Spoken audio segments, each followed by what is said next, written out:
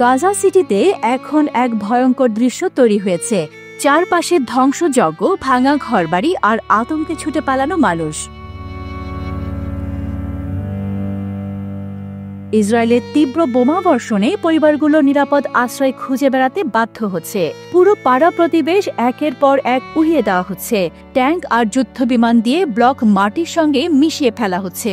Gaza city দখল করার যে ঘোষণা, সেটি বাস্তবায়ন করা হচ্ছে। শহরের পূর্বাঞ্চলের সাবরা, সুজাইয়া এবং তুফাহ এলাকায় হামলা চালানো হয়েছে। উত্তরে জাবালিয়াতেও গোলাবর্ষণ হয়েছে।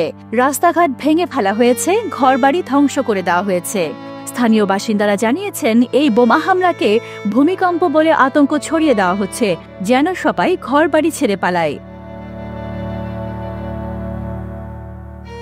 ইসরায়েলি বাহিনীর দাবি, তারা হামাসের অস্ত্র খুঁজছেন আর সশস্ত্র গোষ্ঠীর সুড়ঙ্গ ধ্বংস করছেন। কিন্তু বাস্তবে সাধারণ মানুষই সবচেয়ে বেশি ক্ষতিগ্রস্ত হচ্ছে।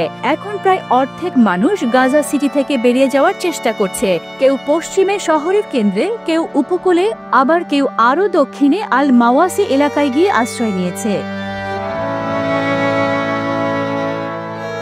প্যালেস্টাইন সিভিল ডিফেন্স জানিয়েছে, 6 আগস্ট থেকে এখন পর্যন্ত শুধু জাইতুন আর সাবরা এলাকায় 1000-এর বেশি ভবন মাটির সঙ্গে মিশে গেছে।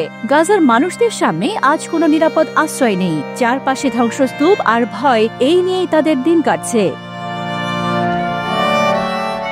পতাকা সারথি, বাংলাদেশ।